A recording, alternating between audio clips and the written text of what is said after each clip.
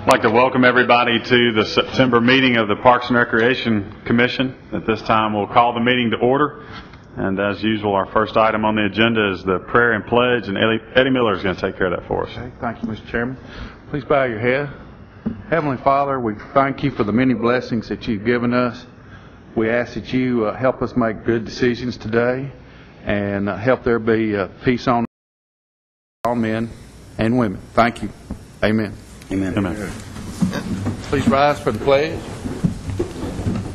I pledge allegiance to the flag of the United States of America and to the republic for which it stands, one nation, under God, indivisible, with liberty and justice for all. Thanks, Eddie. Everybody received their packet earlier in the week, and contained in the packet was the minutes from our August meeting. At this time, we'll entertain any changes or corrections, amendments to the minutes, and if there are none, motion for approval. I so move. Second.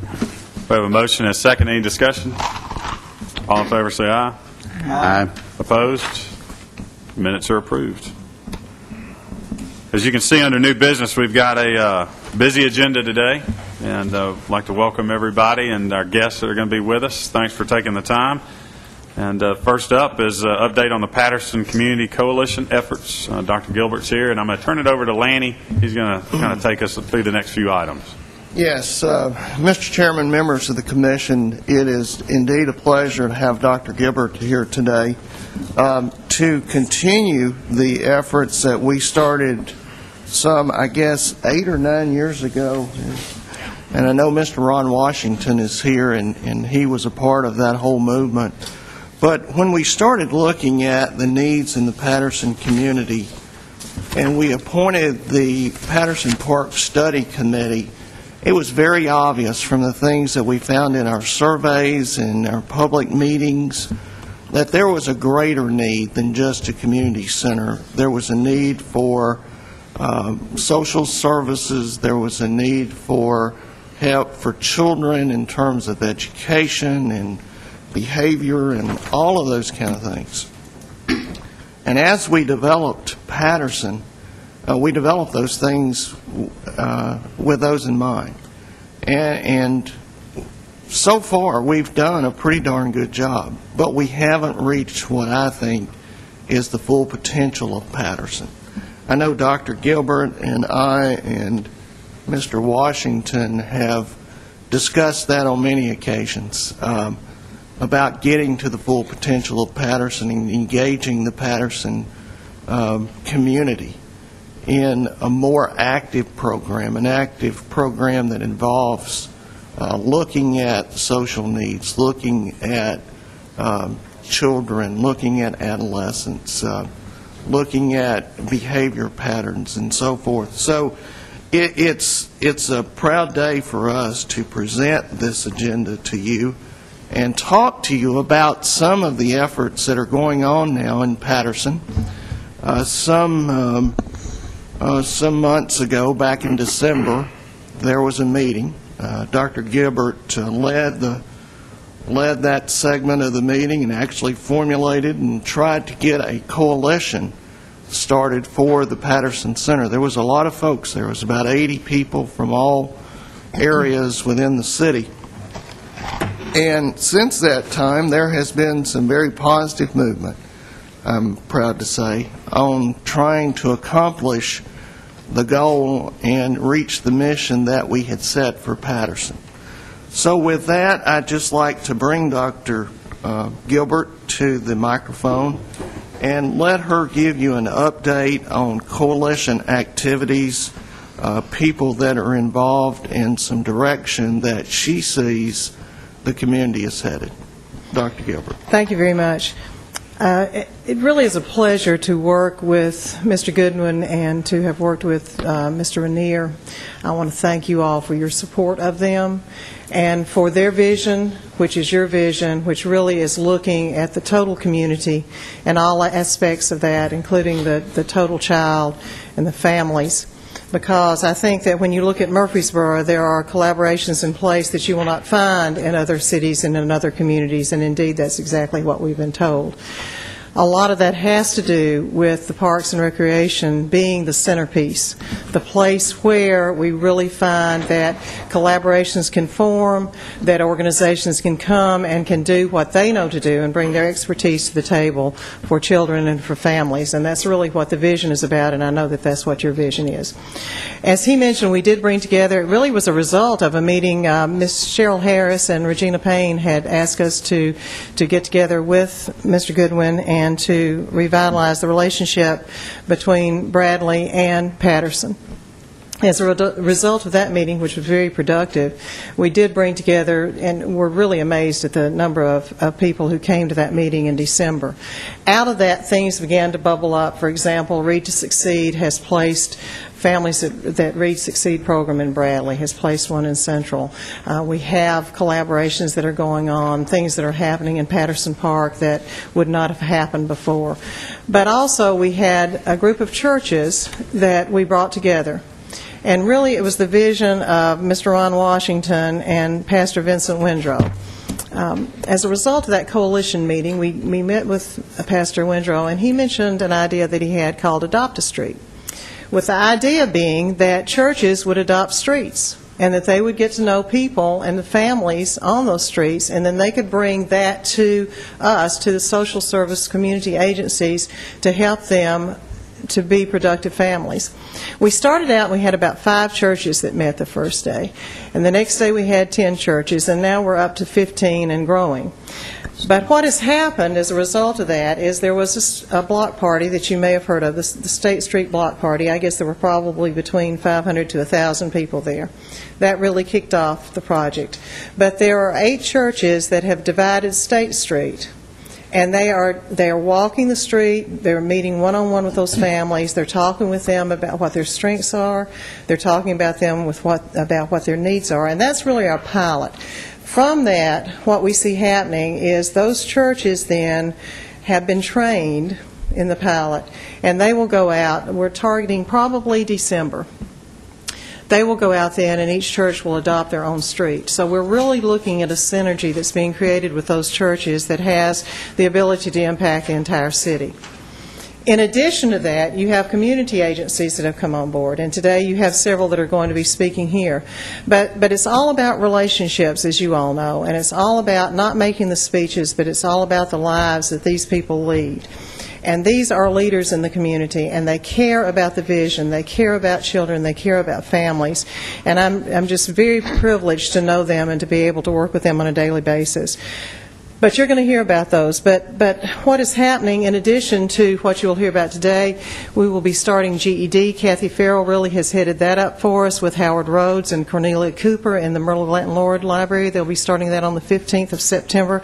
This is something that came about as a result of surveys that we did at the State Street Block Party. One of the things that we heard is we want more training, we want job training, we want adult education. In addition, Beth Smith with Habitat for Humanity is looking at forming a neighborhood association, which will be another piece of the puzzle. We have the possibility of the mobile health unit that you may hear about today. There's just a synergy of activity because we all work together, we all communicate together, and because you have given the encouragement to the 2 gentlemen, particularly here at the table, to Tom Sage and to Lanny Goodwin. They have really opened their arms to us. They have been so cooperative with us. They realize that we're looking at a total picture of Murfreesboro, and nothing could we do without them. So I cannot tell you what a privilege it is to work with them and how much respect that I personally have for them and that the organizations with which I work have. I will tell you that the entire community, all the community organizations, just about anyone that you can imagine is aware of what you are doing and are very appreciative of that. So I'm here really to thank you and to inform you that things are moving, and they are moving, I think, in a way that you will be very pleased, and I think we're seeing results. And so thank you for your support of that. And I'll be happy to entertain any questions, but I think these folks are probably going to explain everything you need to know. Any questions for Dr. Gilbert before any of the other presentations? Thank you.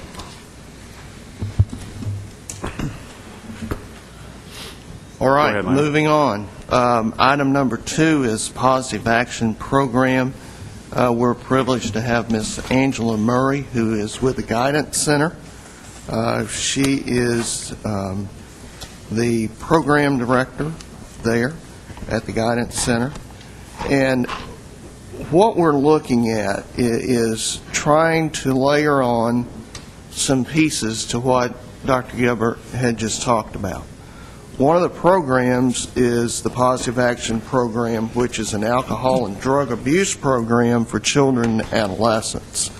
And we want to offer that at the Patterson Community Center. We know that we've got some logistics to work out, but Mr. Tom Sage has been working with Ms. Murphy, and I'd like for him just to, before she comes up and speaks about the program, talk a little bit more about his conversations with her and some of the logistical things that would be involved.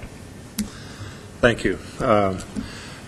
Once again, Dr. Gilbert has been a godsend to us and the staff here at Patterson, the Parks and Recreation Department, because we've always known that the Murfreesboro's got tremendous resources and tremendous people and agencies out there that can help children and families in need. And of course, we have a lot of those that frequent the Patterson Center and in the neighborhood of the Patterson Center, as we're talking about. One of our biggest issues is really making those connections and getting everyone together and coordinating this and get the resources where they need to be. And that's where Dr. Gilbert has really been a blessing to us. And just recently, this has all happened in the last 10 days to 2 weeks. She brought to us the 2 agencies that you're going to hear from now, and Angela Murphy with the Guidance Center, and along with Miss Kim Rush, came to us, and they had recently received funding for this program that's certified on, and she'll talk more about it. But we're real excited about it because it addresses a lot of the issues that we need to address at the center and in the neighborhood. They're going to need some meeting space. We're going to be able to handle that. We've already talked about that. She's going to talk more about it. It's going to be about 10 people per program, but if we have a strong response, they're willing to do 2 or 3 programs at a time. And we have the space in Patterson to do that in our meeting rooms there. We've actually got a staff room we can use if we need to, so we're all set up and ready to go and anxious for this to start. Okay, Angela, would you like to come to the podium? Hi, thank you for having me today. And like they said, my name is Angela Murphy, and I work for the Guidance Center here in Murfreesboro. And what I do is I go into schools and community-based programs and offer the program Positive Action. And it is all about having positive thoughts leads to positive actions and positive feelings, so you can turn any situation into something positive. It's a nationally recognized evidence-based program, and it has been proven to improve character, behavior, and academics. The Tennessee Department of Education recognizes Positive Action as a program that helps reduce and prevent substance abuse and violence. Also, What Works Clearinghouse also recognizes the program. They do a study of different programs that, and Positive Action was the only one that was proven to work academically and behaviorally, and it was top ranked in both areas. As well, Positive Action was written by a teacher, so what she did is she broke it up into grades, so it's age appropriate for the kids. And it was written between 1974 and 1982, and since then it's been used in over 7,000 different schools. Tom and I spoke about possibly working with kids that have been kicked out of Patterson, and if they come to the group and show progress, then they possibly could be readmitted back into Patterson Park. That's basically most of it. If y'all have any questions, feel free to ask. And I also have some paperwork about it, like a brochure and What Works Clearinghouse. And then also it's broken up by unit, and one of the worksheets shows what all the topics would be covering in the program. Great. Does anybody have any questions for Angela? I do, Mr. Chairman. How do your kids become part of the group? Or- Oh, sorry. There will be a referral process. I spoke with Tom about possibly referring the kids to me, and then I would have to get, of course, a permission form from the parents, and then also a release of information so I can report back to Tom about the kids. Any other questions? Angela, thank you. Thank you. Mr. Chair, what we would entertain is approval based on the fact that we could enter into a written agreement with the Guidance Center for this particular program and work out any of the logistical things that we need to work out that would be required by legal. And of course, those agreements would be reviewed and approved by the legal department prior to implementing the program. Is this for each one of the programs that we're going to discuss today, or do you want to do each one of them individually? It would apply to the next program as well, and then for the RAD kids, we would probably need some type of agreement because that would involve training of staff and so forth. Okay. It's a little different than the first two, but the first two would be. Well, let's go ahead and hear about essentially Families the in same. Action then, and we'll handle Okay. both those at the same time. All right. The number 3 item is the Families in Action program, which is proposed collaboration between Parks and Recreation. And this one focuses on juvenile delinquency and is administered by the Tennessee Commission on Children and Youth. It is run through the Exchange Club Family Center here. And Ms. Tanya Hobbs is with us, and she's going to speak in a minute, but I'd like to, again, have Mr. Sage speak to the conversations that they've had and some of the logistical things. Thank you. Once again, about the same time we met with the Guidance Center, we were fortunate enough to meet with Ms. Tanya Hobbs from the Exchange Club, and we've been knowing for quite some time that the Exchange Club does a lot of positive work around the community and been anxious to form a partnership with them in the Patterson area. So they recently, it's my understanding, they've received a grant to make this effort. So we've met and talked about the logistics. Once again, it's going to involve meeting space on our part. They're going to be longer sessions, and she might speak to this more, but it's going to involve also not only the children and the youth, but also the parents, which is a big issue, as you know, a big social issue with us, getting the parents involved. A lot of the issues we have with the children stem from parents and issues the parents are dealing with. So we're excited about this program because it also involves the parents. And having said that, I'm turning it over to Tanya. Hey, Tanya. Thank you all. Thank you all for having me today. I am Tanya Hobbs, the Program Director at the Exchange Club Family Center.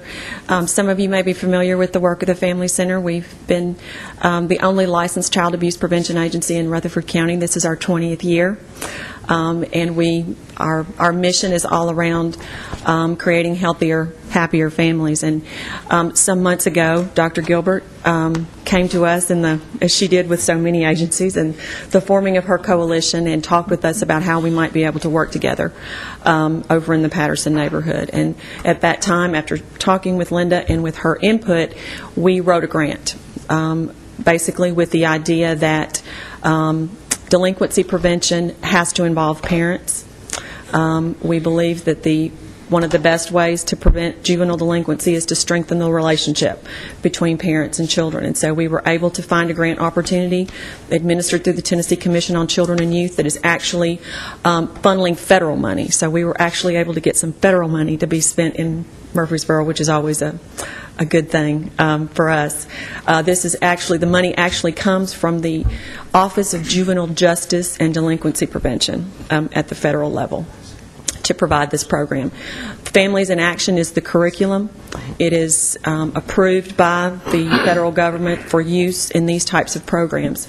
It's a 6-week program that involves both parents and teenagers. It's a 2-hour session. The parents meet together in one group, the children meet together in another group, and at the very end of the session, they come together for an experiential piece together. A 6-week program that really focuses on communication between parents and children, behavior management between parents and children, helping children have better success in school, and it also delves in to some extent to problem behaviors like drugs and alcohol, dating violence, and those kinds of things. Primarily, though, we're looking at this as an opportunity to strengthen, again, the family relationships of these folks.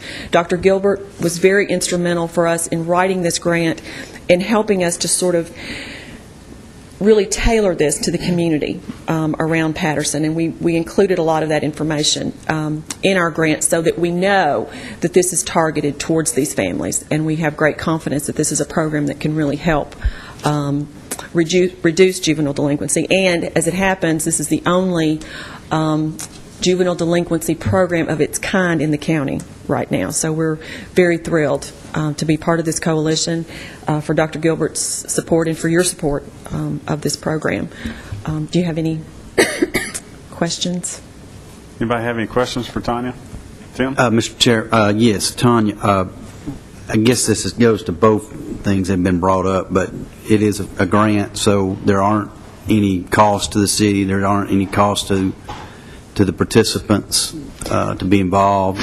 That would be correct. This is fully funded by this federal grant, so there's no cost to participants, there's no cost to the county. In fact, the grant even provides funds for the marketing of the program. We'll handle all of the referrals to the program. We're also, in the forming of this grant, we sort of expanded our coalition to Judge Davenport's court will have access to referrals. The Youth Services Division of the county government will also have the ability to refer children in this that they're working with in the Patterson area to this program. So there will be no cost for referrals, marketing, or any aspect of the program.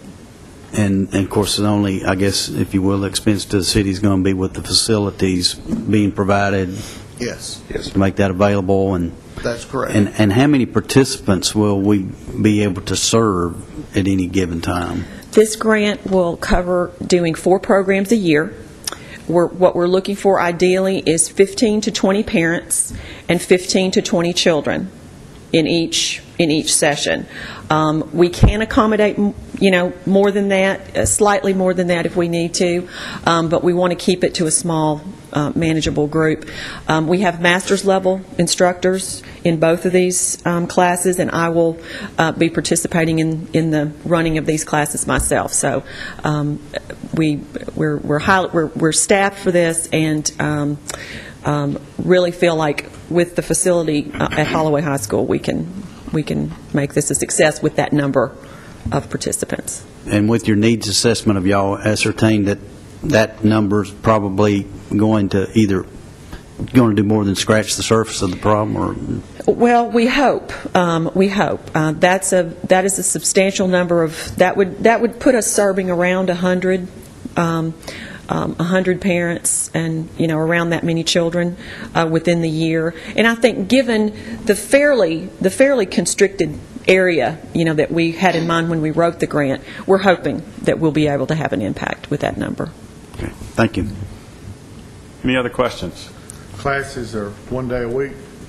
Yes, sir. Wednesday afternoons from 4 to 6 p.m. at Holloway High School. I think something that Councilman Washington has relayed, as I know with Vice Mayor Bratcher, that when we talk about the expenses of the city and with the jewel that we have of Patterson Park, that being able to have these programs and get a core base started, that although it may we're having staff hours and things that will be working on this, it's starting the core group that hopefully those 100 people will spread out through that community and help in the long term maybe cost the city less money in man hours, because we're able to make a positive impact in that whole area, and not just in Patterson, the Patterson community, but across the whole city. So, because a lot of the kids that you're going to deal with have had some issues in the past, and being able to start that and turn that around, that we can make that impact that we need to make.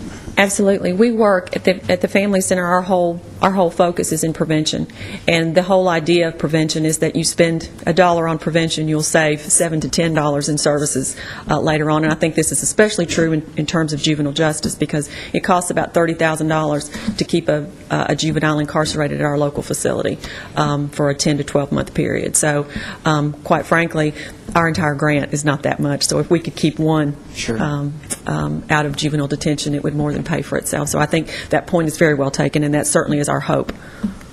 And I think one of the things that we're hoping to with bringing in the collaborations is that indeed that we're bringing in really more personnel to run programs in Patterson. That's our goal, and you're exactly right. It is about starting small, which these are. I mean, obviously it's nice to have all these things happening at once, but the idea is the bigger vision of having all kinds, really making Patterson the center of that community, which it already is, but to expand and to always have that open communication with Parks and Rec so that we're sure that we're staying within their vision and that we're all working together. So when we can bring the agencies in, that's really our goal, is to help them.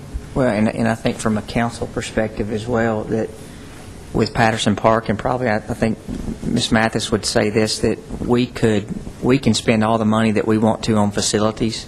You know, we can have the nicest school with all the best equipment, but it's the people who we put in there, our teachers and our staff, that are going to make the difference. You know, the facilities are tools to help with that, but I'm excited with the collaboration of the people that you've brought in. So if there are no questions, I would move for approval. Right. Second. Tanya, thank you. You're welcome. Thank you. All right, so this will be an approval and a second for approving the plan for both of these programs pending any legal requirements that may need to follow. Yes. Okay. We have a motion and a second. Any discussion? All in favor say aye. Aye. Opposed? Motion carries. Angela, Tanya, thank you for being here. Great job.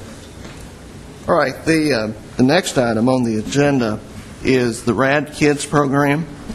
RAD Kids is a personal empowerment and safety education program for youth. The Murfreesboro Police Department has been conducting this program, I think, for the last couple of years as a part of summer camp. They've used recreational facilities and schools. But CADCOR, our Community Anti-Drug Coalition of Rutherford County, has recently received a grant. And that grant is going to give opportunity for some of the Patterson staff to be trained in the RAD Kids program, and as well as some additional police officers. And I know Mr. Sage would like to speak to that. And also with us today, we have Sergeant Walker from the Murfreesboro Police Department, who is over that program. He's going to speak a little about that. And then we also have Officer Jason Urban, who's with the County Sheriff's Department and also a member of CADCOR. And he's going to talk about what CADCOR's mission is and the connection through the Sheriff's Department. So with that introduction, I'd just like to turn to Mr. Sage and let him say a few words, and then have Sergeant Walker come up and explain the program. The only thing I wanted to add to what Lanny just said is that this program has traditionally been offered by police officers, and they do a wonderful job. The courses always get filled up. But one of the problems that we identified at CADCOR when we would discuss possibly sending more officers from the Murfreesboro and the county and funding that through the CADCOR organization to training for this was that there is a limitation of how much time police officers can spend on doing this program. So we got to brainstorming on that and says, well, does it have to be police officers? Can Parks and Rec personnel also be trained to teach children and how to keep themselves safe inside the community? And we found out that that could be done. Now, there's a couple extra layers that we have to go through, like background checks of people we send to the course and things like that. But it turned out we could do that, and we can do that, and the funding's come through recently, and we're just excited by the fact that we can also train park personnel, which enables us to continue to offer this program at different times during the year when the police are not able to do it. So having said that. Sergeant Walker. Mm-hmm.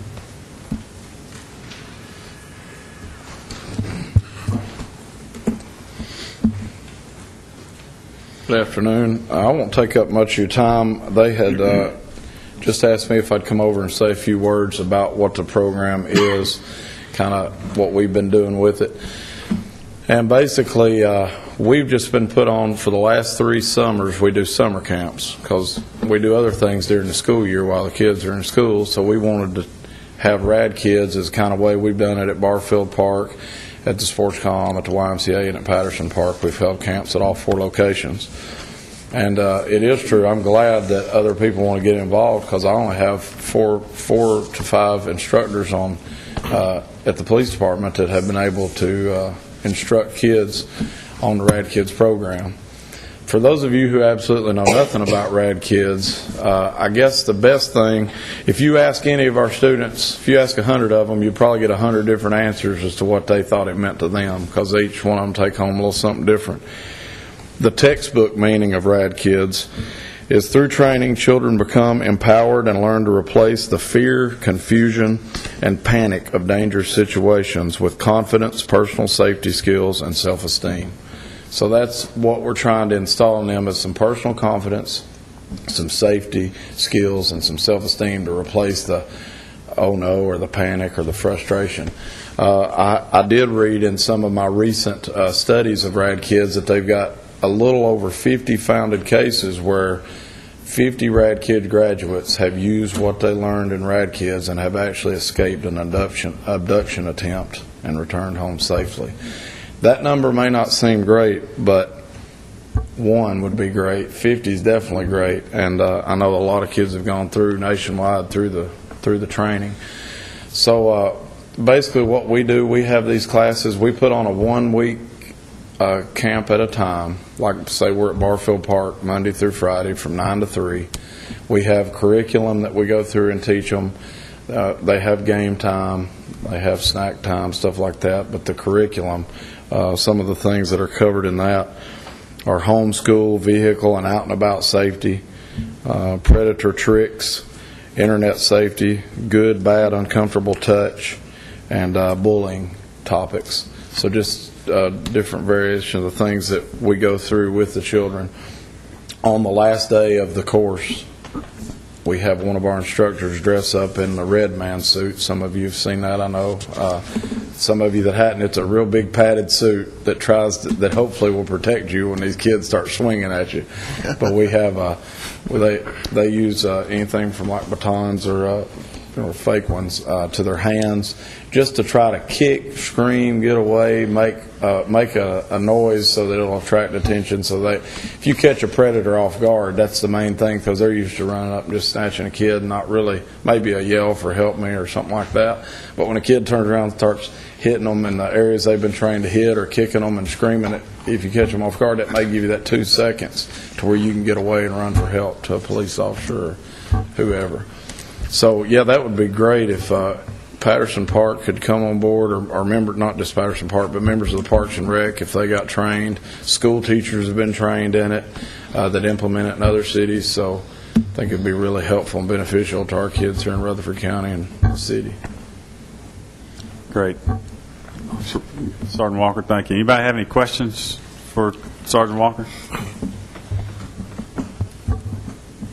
No questions. Laney, so what kind of motion do we need? Well, I'd like to go ahead and call Officer Urban up as well. I think he has some comments.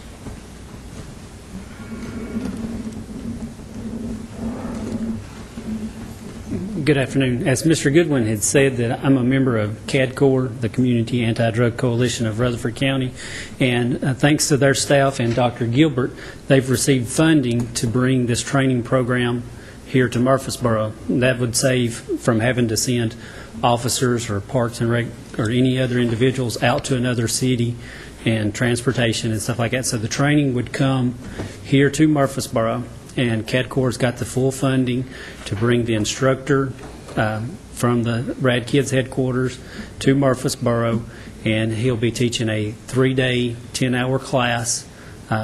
Is tentatively set for November 19th through 21st. Well, he's got that date reserved for us. Again, all expenses are paid for. We just need people to fill the positions that they have available for us. Again, CADCOR, and thanks to Dr. Gilbert for getting us the funding to bring that here.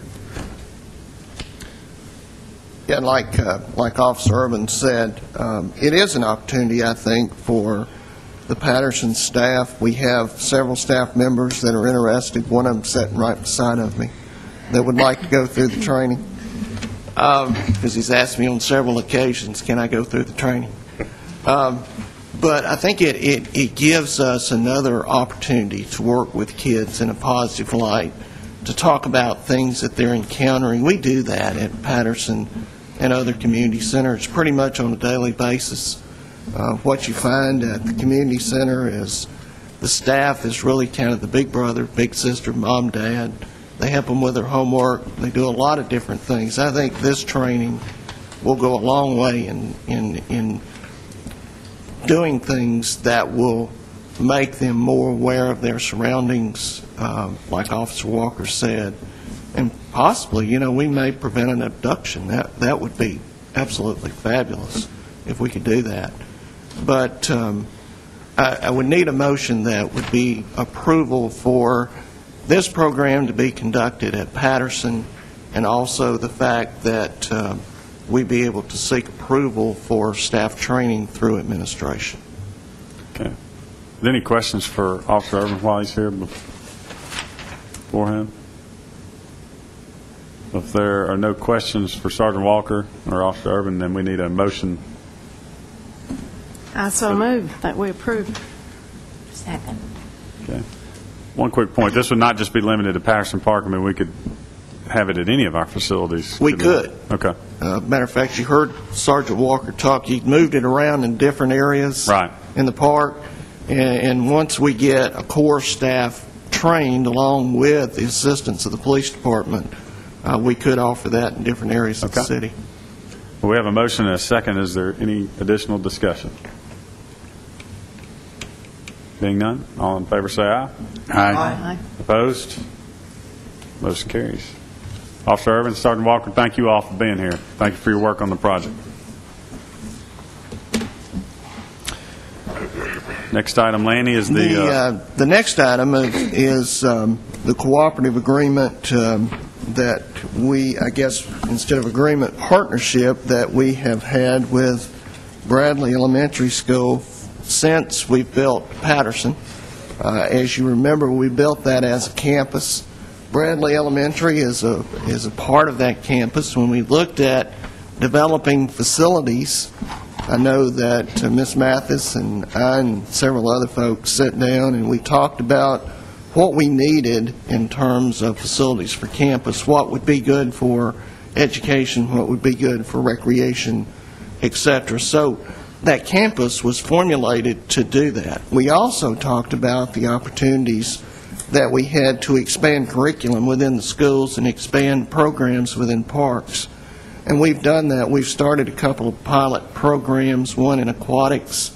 We do have now an aquatics program that we run in conjunction with Bradley, and hopefully we can expand that to other school systems or other schools within the system. But Miss Regina Payne, who is the principal at Bradley, is here today, and I want to thank her for being here and ask her to come to the microphone and talk about some of the positive things that are happening between Bradley Elementary and the Patterson Community Center in our partnership and trying to fulfill, again, the mission of what we had set forth to do. Thank you. Good afternoon. Lanny has chosen to use my opening line. We hold the longest partnership with Patterson because when our new building was on the drawing board, so was Patterson's new building on the drawing board, and the plans were to have a campus, and that's what we feel like we have.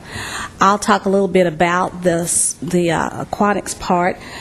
We have put through water safety classes, grades 3 through 6. We did this last year. We put through close to 200 children. And with that effort, I hope that maybe, if not last year, but in the future, we probably with that training probably would have saved a life, and that was a very important part that we were able to do at Patterson. We have utilized the stage, the theater at Patterson. We have run a citywide talent show at Patterson for all the schools in Murfreesboro City and in the county. Very pleased with the turnout we had there. Because Bradley is an arts integrated school, we use that facility quite a bit when the children are practicing for plays. This last year we did perform, and 3 nights we did Annie Junior. This year we're planning to do high school musical junior, and also in November we will be performing Once on an Island, and the children are able to go over every afternoon and practice on the stage, and this is an opportunity that we feel is very good for them. We also participate in some of the other activities that are at Patterson. The Arts Festival that was conducted at the end of August by Leroy and Barbara Hodges, our children were involved in that, and so were a lot of other children in the city of Murfreesboro. Our second grade last year won a grant, GPS grant with Rutherford County, and they spent an entire day at Patterson working on projects, and this is more in the science field, so we were able to do that. You may not think of this, but discipline has also been part of this partnership. We have an agreement with Patterson. For example, if we have a child that's suspended, I call him and I say, little Johnny is suspended for today. If he shows up, you know what to do, and he's right there with us. He'll say, you have to go home. You can't come over here. You were sent home. So we were able to do that. Also, the track at Patterson. I don't. Any given day, you may drive by Patterson and see children walking on the track. Each year we participate in a health initiative, and part of that is they clock the number of miles that they walk. So you may see several classes on that track, and our 3rd through 4th grade use that quite a bit with that. We also use it as an award. The game room, the teachers use that as grade incentives and also for good behavior. They allow the children to go over maybe 30 minutes. The teachers go with them, and they can use the game room and participate in some of those activities. This is usually done maybe during the time that they may have a special area or a special time that we set aside for this. Any other questions? Any questions for Ms. Payne? Thank you for the update. Next item, Tom, you've been a busy man on the agenda today. I believe you're going to update us on some community center activities. Yes, sir. Thank you. You've heard of several relatively new activities. I would like to add what Ms. Regina Payne said, that we do have another school on the campus called Holloway. It's a county school, but we do have a strong relationship with them also, and we try to assist them where we can. They do great work over there, and of course they have a gymnasium over there that they allow us to use from time to time. So it's not just Bradley, but we also got Holloway and Mr. Jason Bridgman over there, who's the new principal. We've already met with him, and we're really excited about what's going to go on there too, because we share each other's facilities also. And I guess that's before I go into this 2 or 3 other programs. Dr. Gilbert and I were talking earlier about, we're blessed in Murfreesboro to have some really nice facilities, park facilities and schools, but and resources, and we're talked about several grants here, but what we got going on here now is there's a lot of the right people in the right place at the right time to really make an impact around the Patterson community.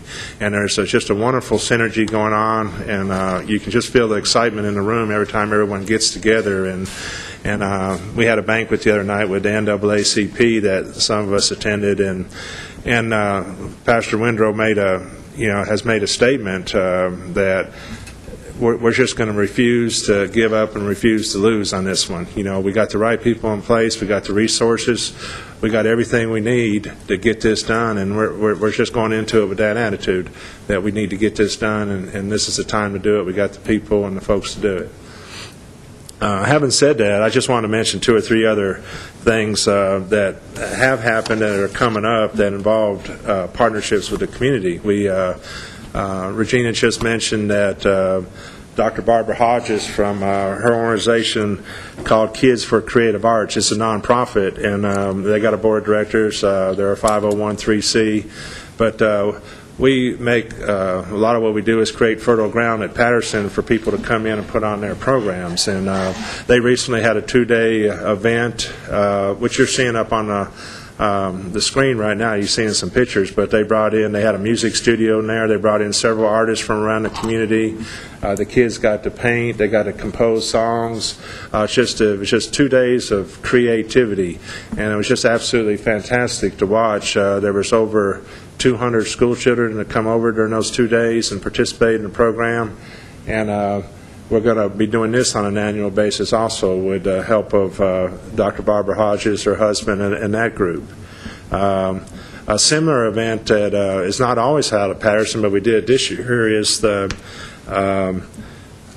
Kid City that is put on by Rutherford County and their Planning and GIS department, where the kids come in, and I think you've probably seen that in past years on TV, but we made room for them this year with the Boys and Girls Club going under some renovations and restoration. But they came in there for 2 days. Once again, we had several hundred school children come in and build a model city and learn about civic responsibility and those sort of things. So those 2 events that were just happened in the last weeks, and we were just thrilled to death to have them in Patterson. We're in conversation with 2 or 3 other kind of exciting things I'd like to mention. A gentleman named Bonnie Price, who is the father of David Price, the professional baseball player from Murfreesboro. He's heads up a board called Project 14, which is David's number for Tampa Bay. And they have approached us and said they want to be part of what we're doing down at Patterson with the kids. And they've got some funds and they want to help out. We're talking to them about an incentive program for grades for the children down there at Patterson, and with the help of Dr. Gilbert, we're getting with the principals and trying to put together a stronger tutoring program at the center. And Mr. Price and David want to be involved in that. And they also, we had a meeting this morning with Andy Hertzer from the First Shot organization, another nonprofit, and most of you know Andy from being a basketball coach at MTSU at one time. But he's got a nonprofit that, to sum up, tries to, they raise funds and send underprivileged kids through camps that would normally not get to go through camps. And what we're doing with Andy is when we have fall break this year from October, it's early in October, the dates escape me right now, but he's actually, once we get an agreement with his organization, going to come in and conduct his sports camp at Patterson in conjunction with the Patterson Center on behalf of our children there for a fall camp. And he's going to get with Mr. Price, and they're going to maybe collaborate together to help us do that. So that's very exciting, and we look to do that on an annual basis if this works well, that every fall, and make that a signature program at Patterson. And part of that program is going to include, at the end of the camp, which will be Thursday night, where we invite the parents in the neighborhood to come for a function where we give kids awards, and we have a little 3-on-3 tournament, we have a cookout, and just bring the community together around the center. So really excited about that. I'll mention, I've got about 30 or 40 agencies and partnerships we work with at Patterson, but obviously not going to go through all those today. But I would like to mention another one that's coming on board. We got some professors from Vanderbilt that have come down to us and have got recently got some grant money, and there's a program called Voices from Our America. And this is almost like we were on the same wavelength, because one of the things we've been trying to do with the children at Patterson is make a connection with them and the older people in the community to learn a lot about the history of the Patterson area and the history of Murfreesboro, and make that connection between the younger children and the older adults, and learn about how things were back in the past, and get them a little bit more grounded on what led up to what we have now. And the Voices from Our America is basically a program Vanderbilt's doing where they actually bring in the equipment and they train the children to interview the older adults in the community, and it's a diversity program too, where they want to interview all different types of people from different backgrounds in the city of Murfreesboro, which is a lot of what we're about at Patterson. We have a lot of diversity there. So hopefully if we can get this approved and on board, and we've talked to them 2 or 3 times, they're going to come down and facilitate a program where they're going to try to interview 100 people in the community, but the kids are going to do that. We've already even talked with the Gore Research Center at MTSU, and they've offered to join in and help train the kids on how to interview the older people. So we're really excited about making that connection for the kids also. I guess I'll stop right there. Okay. We could just continue on because, as you see, the synergy is happening. There's a lot of things that are starting, and it's the snowball effect, so to speak. And I think it's all positives, just like Dr. Gilbert has talked about and Tom has alluded to. We have a mission at Patterson, and we want to make that community center the center of that community. And we feel with the steps that we're taking and the people that we're working with and partnering with is going to let us reach that vision at Patterson. And we hope you're pleased with the direction we're headed. Well, that's some exciting stuff, and thanks to everybody for the time, effort, and energy that's been put into this. It's obviously a lot of work. Before we move on past this, Lanny, I think you've got one other Patterson Well, item it's on. just really more of an informational item that we're going to have a Patterson Cleanup Day. That is October the 10th, so mark your calendars. October the 10th, we're going to have a citywide, or community-wide, cleanup in the Patterson area. We would love to have volunteers and civic organizations call the department, tell us that they would like to participate that day.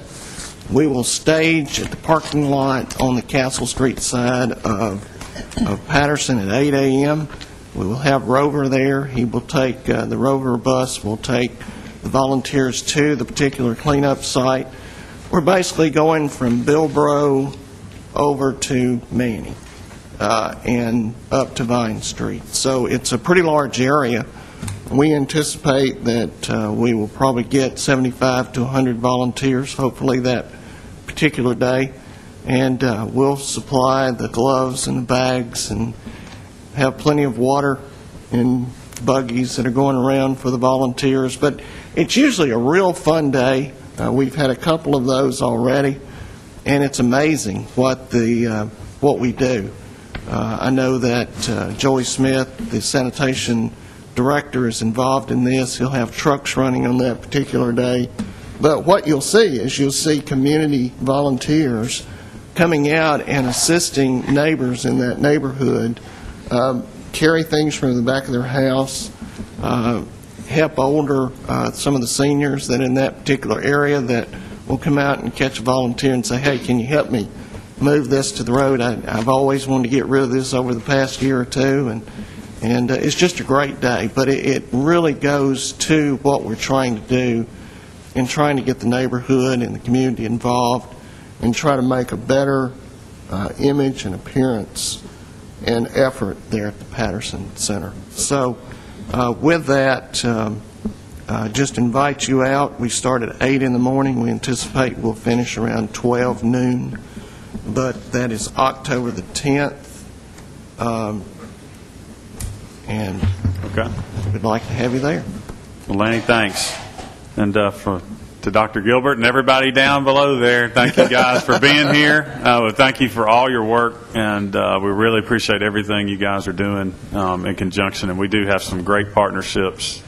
And I think you're right, Dr. Gilbert. We're different in a good way in Murfreesboro because of those partnerships. So thank you all. Next item on the agenda is an update on the Kaboom Build Day on October 7th. Yes, Mr. Chairman, members of the Commission, the United Way has teamed with Kaboom, a granting organization which provides community-built playgrounds, and they have targeted the Spring Valley Rolling Acres area to build this playground. This money was made available through Kaboom as a, I guess you would say, an offer of good hope for Murfreesboro after the April 10th tornado. They came to us and they said, we'd like to do something for your community. The United Way has picked up that effort. Ms. Kathy Farrell, who is the project past director for United Way, is here, and she's going to give you an update and talk about the excitement. Now, you talk about some excitement and synergy. It is absolutely happening with this Kaboom program and project, and there's a lot of folks on board. So, Kathy, if you want to come to the mic and give the Commission an update. And thank you, Laney. Thank you all for having me here. I appreciate this. I am very excited about this, but I will be very brief, I promise. In the wake of the April 10th tornado, Holly Lane Adrian, who is the Director of Resource Development at United Way, received a phone call from Kaboom. Did a little research, wrote a grant application. The whole staff really pulled together, and in my opinion, I just have the privilege of kind of seeing the process through. I'm on the shoulders of a whole lot of folks that did a lot of work in front of me. We chose Spring Valley for a number of reasons. Lots of folks, I'm surprised, don't know where it is. It's off of Bradyville Pike. It's 176 units. Vice Mayor Bratcher, you know, 176 units. 90% of the residents there are between the ages of 18 and 24. They've aged out of foster care, and or they now have a child of their own, and their mother or guardian has asked them to leave their own home. So there's definitely a need for a lot of folks to come in there and help that neighborhood. But we get to do it in the form of a playground right now, and this is a black and white rendering. I had a really big color copy, and of course I left that on my refrigerator at home, but I would love for you guys to look at this at some point. Really, for me, it's been such a privilege to watch this community and this city. So many of you all, Parks and Rec leading the way. Laney has really said whatever the residents in the community are not able to provide for this build, the city of Murfreesboro can really step in. Tom Sage, let me just tell you about Tom Sage. On Design Day, we had 30 to 35 children that live in that community come out, and they had the opportunity to design their dream playground. I mean, they drew it, and then they stood up in front of a group and showed their picture, whether they were 2 or 3 or 12, and told the entire group about what that was. And if I had one child say, Mr. Tom, look at mine, everybody in the room did, because so many of those children frequent Patterson Park and know him. And so Tom has come on board.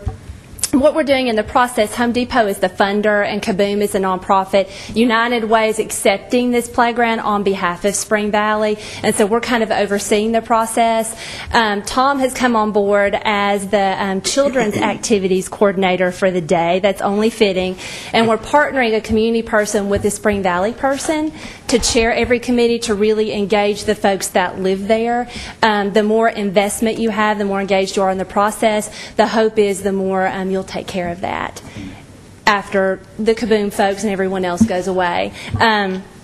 Also from the city, Chief Chrisman is heading up the security and safety, donating his time to do that. We appreciate him. Chris Griffith has been amazing, and the entire city engineering department is making sure that all of our ducks are in a row, that the old equipment is removed, it's leveled, graded, everything logistically is ready for us on build day.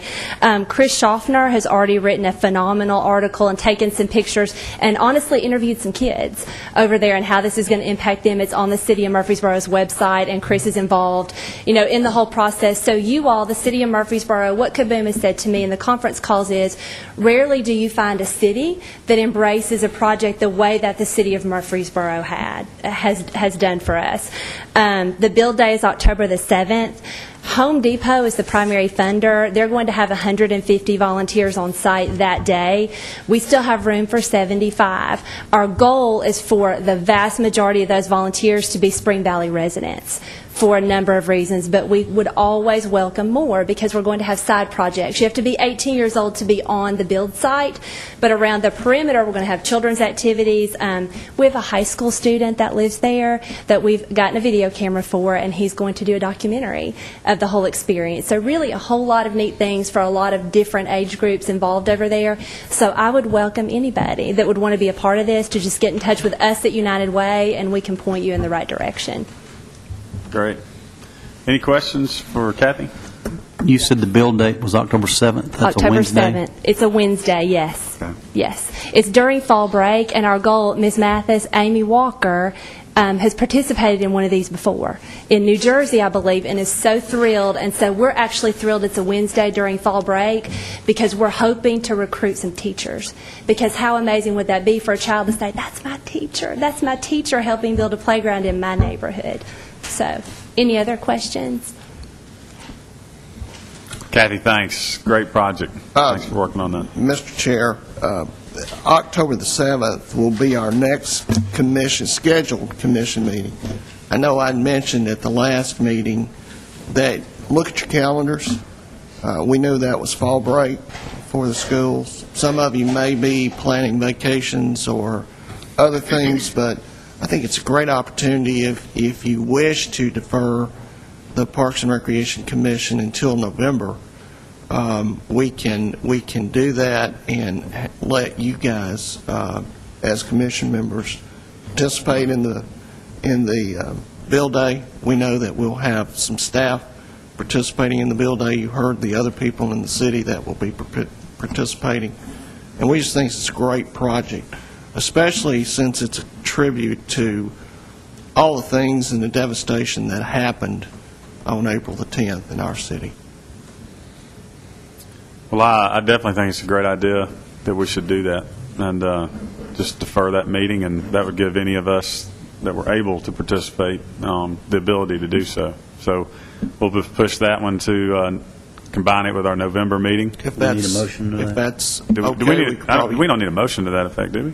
Well, it can't hurt. It can't hurt. Can't hurt. It can't hurt. Are you making that motion? Lawyer's right there. Kelly's sitting right there. We'll do it. Tim, would you like to make that motion? I so moved that we defer the October meeting to November. Second. Okay, any discussion? That's right. Any discussion? Being none, all in favor say aye. Aye. Opposed? Motion carries. Anybody that's interested, contact Kathy at United Way, and we look forward. It's going to be a really neat day. I was there for the day they built Kids Castle, and it was fun. That was a good partnership. Right, that was a good partnership. All right. Angela Jackson, you're up.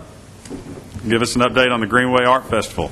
On Saturday, September the 19th, from 10 a.m. to 4 p.m., the Friends of the Greenway will be sponsoring our 5th annual Greenway Art Festival, and we will be at the Thompson Lane Trailhead of the Greenway. We have more than 75 artists who will be displaying and selling their works all alongside the trail. It's a good opportunity to really showcase. We have some wonderful artists in Murfreesboro and surrounding communities in Middle Tennessee. It's a chance for them to showcase their work. It's also a chance for you and the rest of the community to come out and do some shopping. A good handmade piece of art is something that every home needs. We will have oils and watercolors and acrylics and sculpture, people that work with glass and with various metals, all kinds of different media. Really an amazing selection of handmade art. So there's my commercial. I wanted to invite you to come and join us for the Greenway Art Festival. We'll also have other activities going on throughout the day. We'll have trailside music. We have a clarinet quartet that will be performing. We have some dulcimer players that are coming this year, as well as different singers and songwriters, guitar players, of just a variety of trailside musicians along the way. We'll have children's activities.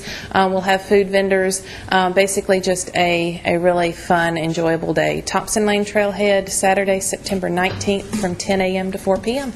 Angela, how many years is this now? 5. 5 years. Be our 5th year. It's amazing what it's grown into. It's a really neat event. Great. Thanks for your work on it. Thank you. Nate Williams, going to give us an update on the puppy plunge. Yes, I do. In a few months, I'll come and challenge you guys to come do the polar bear plunge. But right now, I want to challenge you to come bring your four-legged friend over to the puppy plunge at Sportscom. I know several people in the city have been to this. Last year, we had over 200 dogs swimming in the Sportscom outdoor pool. I know Mr. Tips was there with his family. We had over 150 families with over 200 dogs. So it was a big event last year. It's kind of ironic that, one of the easiest events to host or plan, is one of the bigger ones that we do toward the end of the year. The date of this event is September 19th. It's going to be from 10 a.m. to 12 p.m. It's $3 per family, no matter how many dogs, no matter how many members of the family you bring. It's just $3 per family. It's very simple. We do request that all dogs are current on shots. And just really sociable dogs. I want to make this clear, though. Last year we had some confusion. Humans are not allowed in the pool. There was a little bit of confusion last year, but that's something that we try to shy away from. We will have a lifeguard there to help a dog in distress if need be. Man. But it really is. I know Mr. Lyons has been with his family. It's a really fun family event. If people don't have dogs and they just want to come enjoy some time, socialize with the community, it's really a good time. And it's fun for dogs. It's something different. A few years ago, we were trying to figure out ways we could utilize the pool when not in season. And this is the end of our season. Nobody's going to be swimming until the polar bear plunge, and it gives us plenty of time to get it right for that. But I just want to invite you out, invite the community out. It's a good event, and I hope to see you there. And if you have any questions. Anybody got any questions for Nate? Nate, thanks. Thank you. Melinda Tate, welcome as always for an update on the middle half. Thank you for inviting me here today. 3 years ago, I was here pitching this event, and our first year we had 1,000 runners, and this year, just 3 years later, we've got 2,000 registered, and it sold out 2 weeks ago, 45 days before the actual event, so we're very thrilled about that. Some numbers for you. 54% of our participants are female, 46 are male. We've got from ages 13 to 80 participating. There are runners coming from 26 different states plus District of Columbia. We've got the fastest runners in the state coming, and we've got first-time participants who are walking. We've got 2 participants in our wheelchair division, and of all the runners, 92% are from Tennessee, and the others are from the different states in the country. Right now, since we have sold out, our big focus is getting volunteers. And we've got about a fourth of the volunteers that we need. The next 2 weeks, we're going to do a volunteer drive.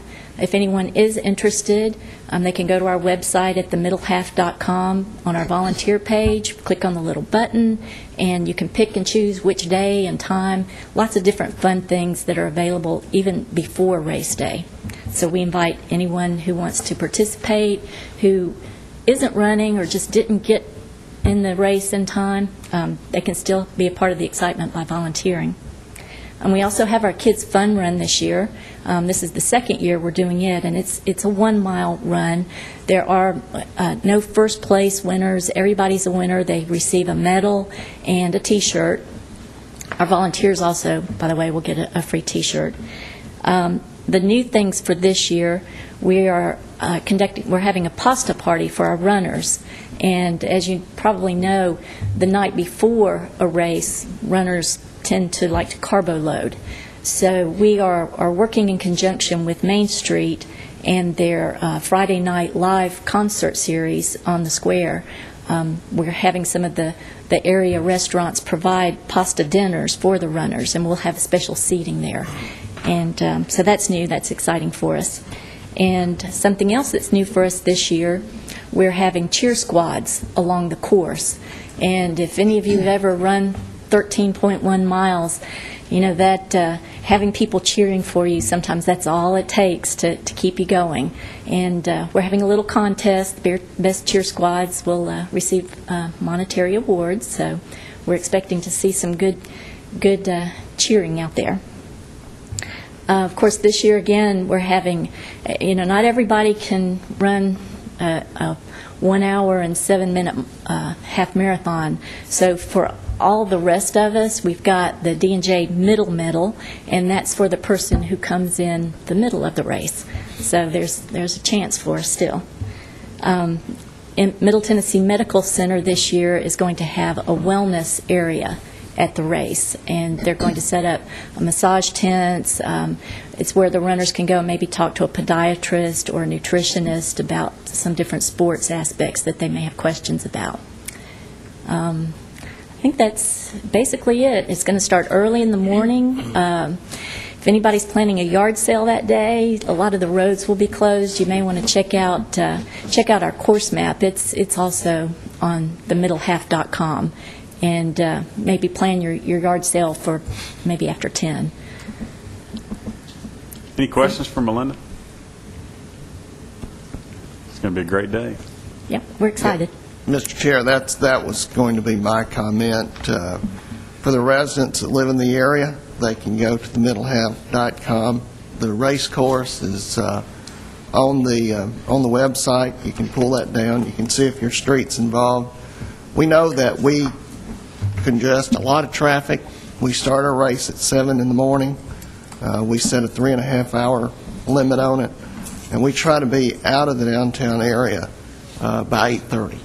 So we try to open that back up. We know the downtown area is an active area. There's food stores and restaurants and those kind of things, and we do go down and talk to those folks, and they understand the race is going on. We encourage them to go ahead and have a day of business that they talk to their folks about alternate parking. Maybe if they're going to breakfast at the City Cafe or going to Junior Foods or some of those other places, but also encourage them to come out and share the runner zone, just like Melinda has talked about.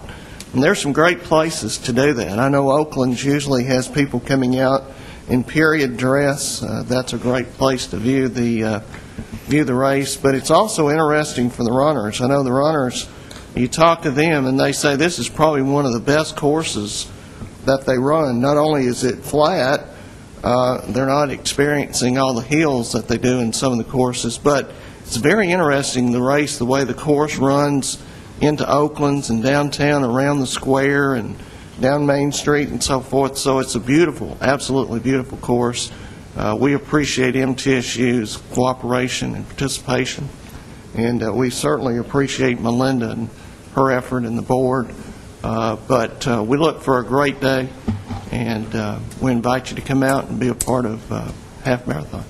And also, on behalf of all the runners, I have received many emails from people saying that because of this race, they got up off the couch. They had a goal to work for. So I think we are impacting the lives of many people. But thank you for that. We'd like to consider this as part of our citywide wellness program. 2,000 people, that reaches a lot. Any other business to come before the commission? Being none, we stand adjourned. Thank you.